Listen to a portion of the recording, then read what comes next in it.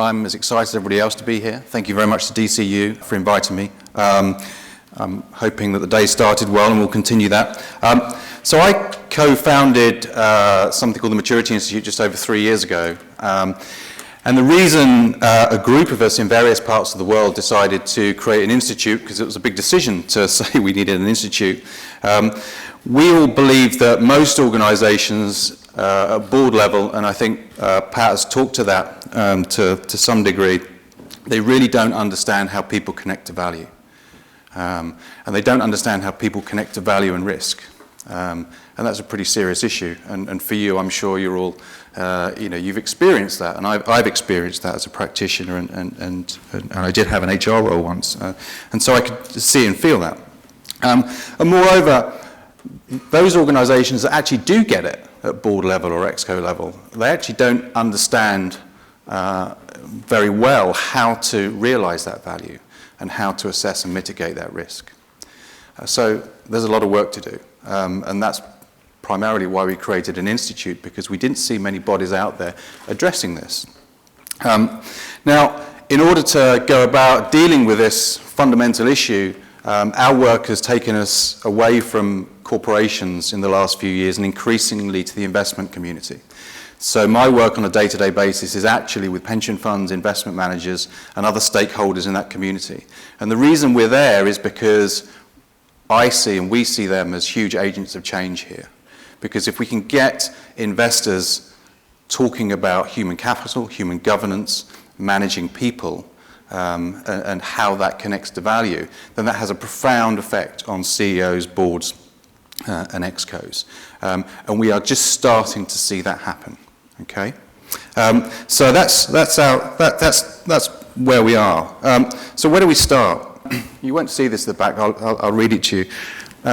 If we're going to connect and understand the connection between people, human capital, human resources, and value, we need to know what value is. And when you start to look at what value is, nobody gives you a very good definition. They don't really they don't tell you what value is, and so we need to bottom that out. And we spend a lot of time talking about value, and our story starts around value with this book. Actually, it's called The Puritan Gift, and it's a core text for anybody that comes on our programs.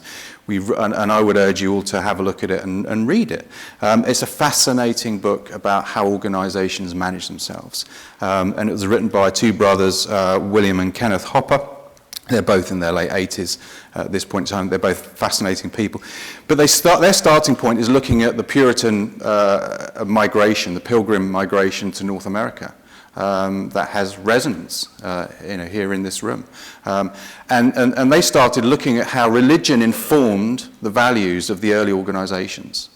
How their religious beliefs informed how we manage organisations, and how that resonated and carried on through into the 20th century, and how it informed and drove value through what they identified as the great engine companies in America.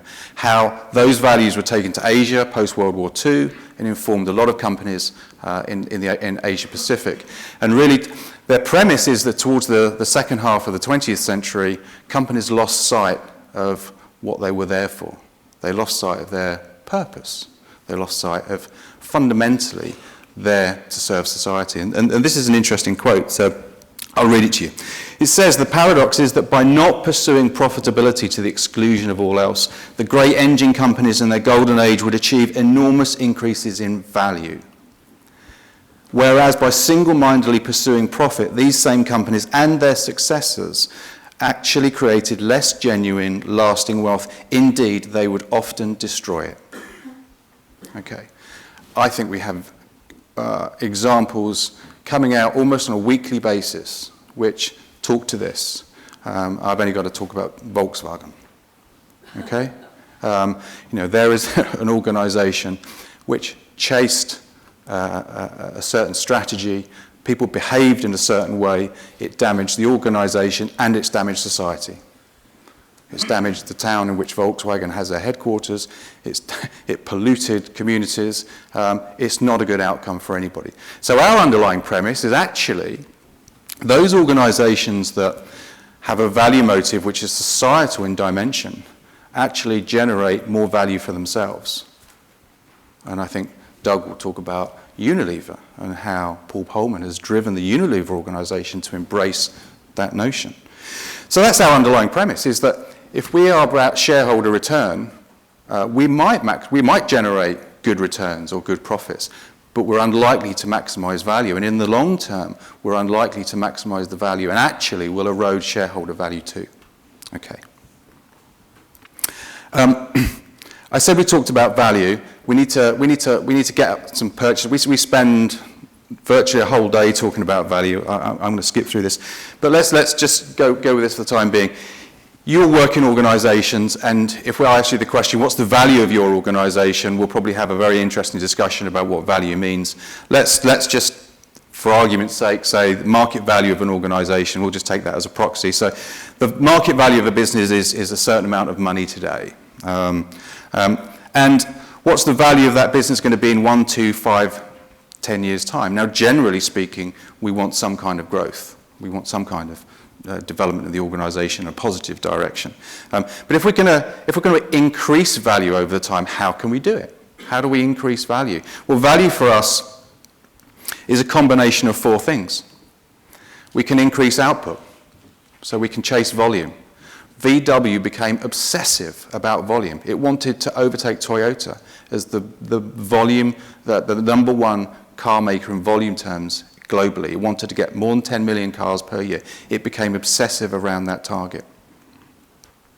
We can reduce cost. And I would say within our HR functions for the last 15 years, this is what we've been focusing on. Time and time again, when you talk to HR directors and you say, how do you add value? And generally they say, we take cost out of the business, including our own cost. Okay? We can increase revenue. Okay? We can find ways to drive revenue in our organisation. Or we can increase quality. And that's just not the quality of products and services. It's our brand. It's the reputation of the business. Quality is a much bigger piece to look at. And that's our value proposition. And these are all related. So, we see lots of organisations. Let's take Barclays. Jez Staley, who's the new CEO of Barclays, before he even turned up, said Barclays needs to cut jobs. Okay? Now that's quite a worrying thing for me. It's like you're not even there, and you're saying we're not cutting enough jobs. He's already telling the street, he's telling Wall Street, and he's telling the city, I'm in control. I'm going to get costs under control. My question is, who's doing the value question? And actually, I've asked the question of the analytics team at Barclays the same thing. You've just announced 15,000 job cuts, but who's doing the value equation? Who's looking at the impact of that? Are you really going to save those jobs? How much of that is going to be outsourced? How many more temps are you going to use? How many games are going to be played in your organisation to get headcount down, but ultimately you're not going to drive down costs? Fundamentally, is quality going to suffer? Okay? So that's it. It's a very simple definition of value. And by doing that, we can start to then look at how do human beings connect to these outcomes. Okay? Now, we add something to this. Now I've talked about organisations providing value to society. We have a very simple definition of societal value, and I'll read that to you as well.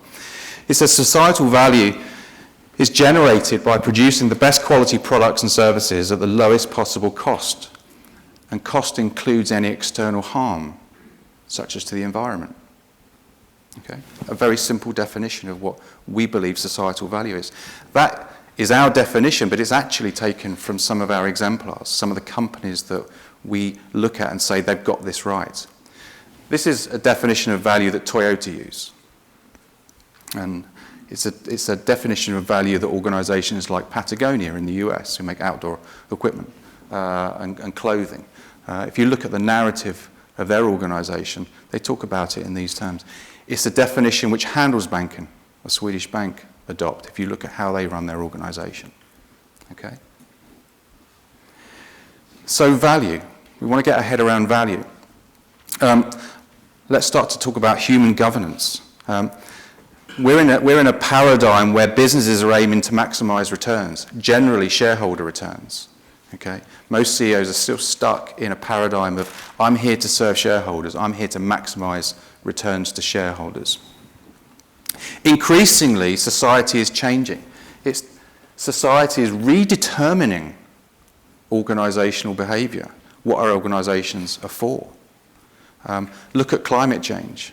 What do we want our organisations to be? We're now demanding our organisations serve society. We want organisations that have a meaningful purpose. We don't want to work or actually buy from or have organisations that are not there doing something that's going to benefit ourselves. Okay? And so we're starting to redetermine what's acceptable legally, regulatory, and in terms of cultural norms. A great example in the last week or so is Seaworld. And if you looked at Seaworld, Seaworld, if you may have visited it, they put orcas on show. They have killer whales there for our entertainment. And a documentary called Blackfish, which I'm sure some of you have seen, basically showed how horrific orcas were being treated. And it's fundamentally changed our view of whether we should hold animals captive for our entertainment. The state of California went so far as to say, we're going to outlaw the breeding of orcas. Basically, effectively saying to sea, we're going to kill your business.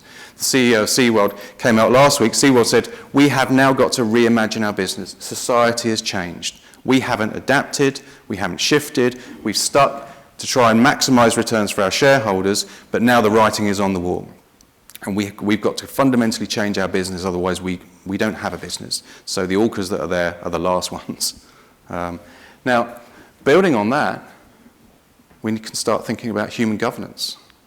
Now, if you work for Seaworld, if you watch the documentary, you'd have seen that a lot of people that worked at Seaworld weren't particularly aligned to Seaworld's underlying value motive. After the documentary, a lot of consumers weren't, a lot of customers weren't. And so human governance is actually about how do we align ourselves as workers, citizens, employees, or however we're connected to this. It becomes a coherent model. So one of the things we're looking for organisations is how can we reconcile providing value to society and also creating value for our own organisation. And I think many organisations today are in a very, very difficult place. They don't know how to do that. Okay. We'll try and bring this to life a little bit. Because we do external ratings, I can talk about companies a bit more freely. I'll talk about the middle one at some point. Let's pick up on some of these. I've mentioned Toyota. Toyota is one of our original exemplars. I've talked about its value motive. Its value motive is so embedded. If you go to, it tells about there was a report done by a London-based organisation called Share Action on the emissions scandal. It went to all the car companies and got them to provide some information about how they're dealing with emissions. And of the sort of 6 or 7 companies that provided feedback, they all dealt with it in a fairly defensive way. Toyota they didn't start with that. They started with their purpose. It says, since 1937, Toyota has been in business to serve society,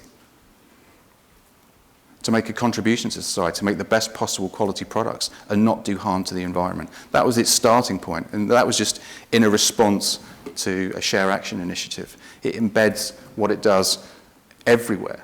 Toyota fundamentally understands that human beings are central to long-term value. It cannot maximize its own value without maximizing the value of its people. Everybody, not just the hypos, everybody comes to Toyota has to engage their brain. The supply chain is not a supply chain, it's a value chain. It is a source of value. Everybody connected to that organization is a source of value. So we start to push out the boundaries. We start to look at human governance, not just the workforce, but everybody who can connect to value. Toyota make a similar amount of cars to General Motors, Ford, and VW, around 10 million. They're about 4 times more valuable in market value terms. I think that's an astonishing figure. And I would say to you, even if a small part of that is down to the better management of people, that's a pretty material number. And so you can start to see why we're talking to investors. Because when you look at market value of Toyota, that's the first thing we talk about. We can look at operating margin. The operating margin of Toyota is between 10 and 11%. If you look at VW, who are its closest in terms of those major global volume car makers, VW was the closest at around 6%. Now that's going to go down. because of what's happened. That's a huge number. How does Toyota manage to generate margins of over 10% and its competitors less than 5 or 6%?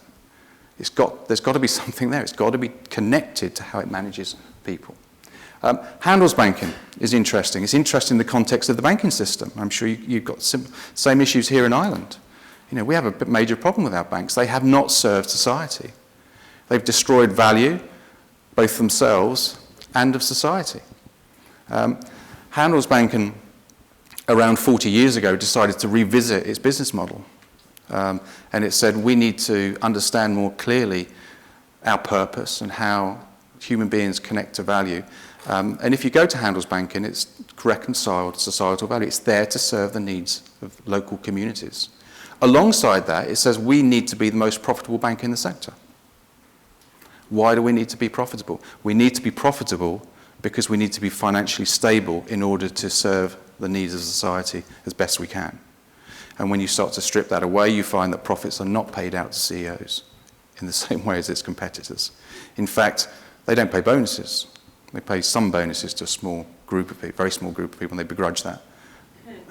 They're the investment banking people. But they generally don't pay bonuses. And their long-term bonus plan is tied up. It's the same for everybody, and you can't get it till you're 60. Okay? So systemically, the systems support this long-term value creation. Handelsbanken, look at the margin for Handelsbanken. It's over 50%. Lloyd's is about 8%. Barclays is somewhere in the teens. HSBC, I think, is closest. But its operating margin makes the others look pedestrian. But fundamentally, it's in business to serve society. But its financial performance just blows everybody out of the water. Costco and Walmart, I've used Costco and Walmart. I've been using a paper that's 10 years old now. It's written by a guy called Wayne Cascio, who's a US academic.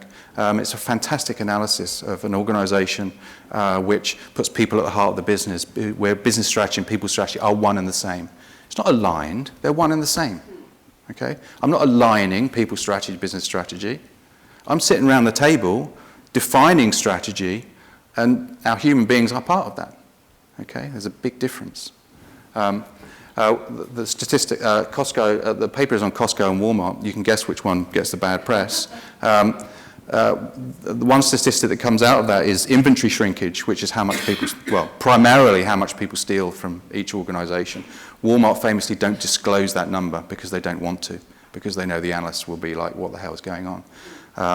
The industry average, when I looked at it, was around 2% of sales, so that's a big number, 50 billion. Sam's Club is about $50 billion organization, so 2% of 50 billion, I'm not very good at maths, so you can do the maths, or the math, and work that one out. Costco was 0.2%, 0.2%. Now that's a material number. If I'm an investor, why is that happening? Why is there a differential of that magnitude? We can start to quantify what the value consequences of managing people well and managing people, well, without a great deal of regard. Walmart manage people as a cost. Okay? They don't manage people for value. They're interested in driving cost out of the business, so they're interested in driving the human cost out of the business. I won't go. Ryanair, you know more than this about this than me. Michael O'Leary copied Southwest Airline, but he deliberately didn't copy one piece because Europeans don't do love, apparently. We don't need love. Cheap flights, that'll do. EasyJet did the same thing. But Carolyn McCall spotted earlier that customers did matter. Human beings did matter to value. It took about 3 profit warnings for Michael O'Leary to stand up and say, well, yeah, maybe we shouldn't unnecessarily piss off our customers. So that's a nice strategy, isn't it? That's our human capital strategy. Let's not unnecessarily piss off our customers. But in order to be able to not unnecessarily piss off our customers, we've got to make sure our own people don't do that, okay? Because Southwest Airlines knew right from the start that it's their employees which drive value in their business. Okay? Love matters. Look at the profitability of Southwest over the last 40 years. It continues to be a role model. Southwest, Toyota, Patagonia, Handelsbanken, Costco, they're role models. These organizations are role models. They perform well financially. They tend to outperform. But They fundamentally serve the needs of society and generate superior financial returns. Okay, let's move on, pick up the pace a little bit. So human governance, again, I'll read this for those at the back, you won't be able to read this. Human governance emerges, for us, it merges with the recognition that the organisation is committed to the never-ending pursuit of societal value through realising the full potential value of its entire human capital. Okay? Everybody matters. Okay? How many of you have supply chains and you bought those supply chains primarily because it was a cost issue? Okay? What happens in those supply chains? Look at Nestlé's supply chains. They're having tremendous problems. Slavery in Thailand, which they've opened up to. Why have they got an incoherent model? Because they're trying to bury slavery in the Ivory Coast. They're trying to hide the issue. Only last week they admitted that they may have slavery in Brazil, that coffee growers may be using slaves. Because we don't know who the farmers are. Starbucks said, we know who our farmers are. Human governance is a bigger thing, okay? But it can only emerge when organisations understand that they're there to serve society and that in order to maximise their value, it's about the people. Okay. How do we link people to value? Well, we've got to start getting, where do people drive value?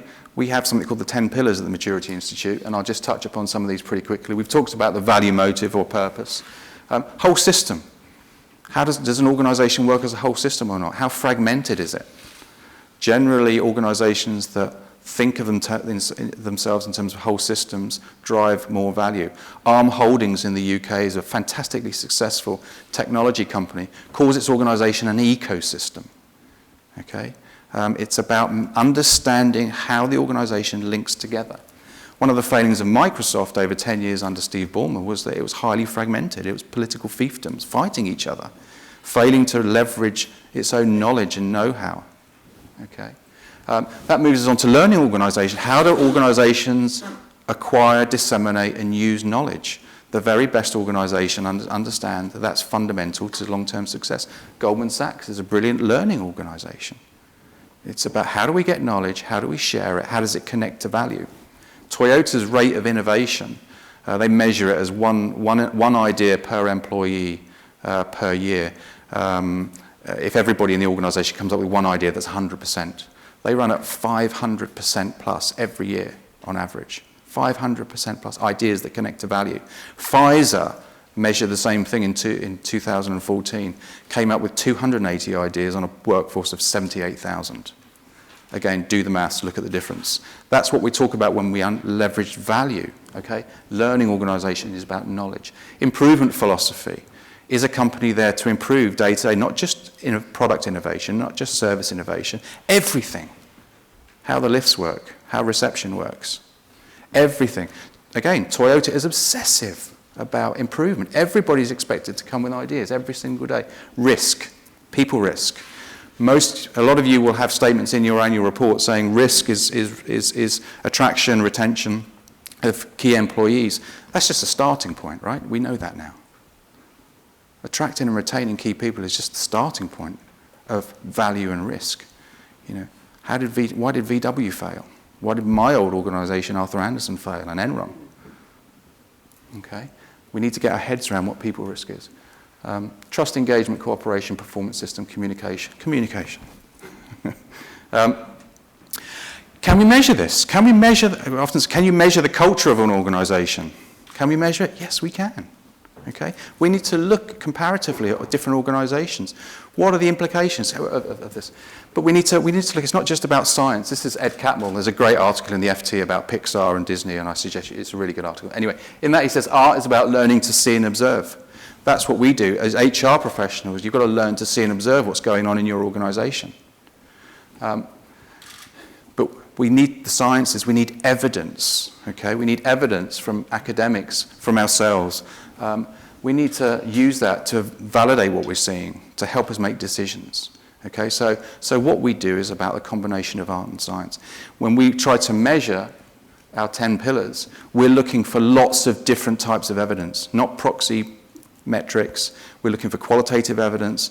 We're looking for CEO interviews, but we're looking for stats as well. We're looking for anything which sheds light on these things. And when we do that, we have a scale. So at the bottom is our AAA equivalent to a credit rating scale. And really on the left-hand side, we've got organisations which are stage 0 or D, default. They have no interest in professional management of people, all the way through to an organisation becomes a whole human governance system. Okay? And there's an important place. This is the important place in the middle, which is our wall. That's where the board and executive do not recognise the potential value of human capital. Okay? So really the important thing is to get the other side. Once you get the other side of the wall, you're in a good place. Okay? I was talking to somebody at the coffee. Context is so important for you to be able to do your jobs well. If you've got leadership, coming back to it, if you've got leadership that don't recognise the potential value of human capital, how hard is your job? Really hard, if not impossible. You're stripping cost out of the business. Okay? If you're on the right-hand side of the wall, and I'm sure Doug will say that Unilever are, they are. Then you've got an opportunity because you can start to show, because your board are open to the idea, you're bringing value to the table. You're not bringing cost reduction to the table. You're saying, I can drive those 4 value variables, and that's going to deliver superior shareholder return.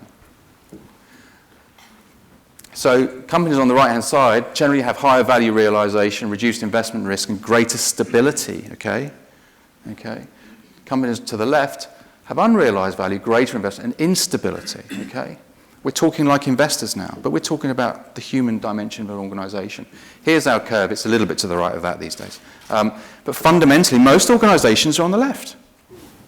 Now, we can get really depressed about that, and I try not to get depressed. The way we say, there's a huge opportunity here. There's a massive, massive opportunity. Okay, there's massive untapped potential. If we can move that curve, even if it's more of a normal distribution, we're going to add huge amounts of value to our organizations and to society. You can go to our website, and there's a live index, and these are the companies that are on it. If you want to talk about these, you can do. Some of them may work for you in the audience. So, Toyota, Admiral, Costco, Handelsbanken. People cringe when I say Goldman Sachs. That's really nasty. Well, yeah, maybe it is. But actually, it really understands how to get value from people. And there's a more honesty at Goldman Sachs. And actually, when you look at societal value, who were the first investment bank to put real money on the table around renewable energy? Who called time on fossil fuels first? Who have just promoted a huge tranche of women to the most senior position within the bank? That didn't happen overnight. That's happened over time.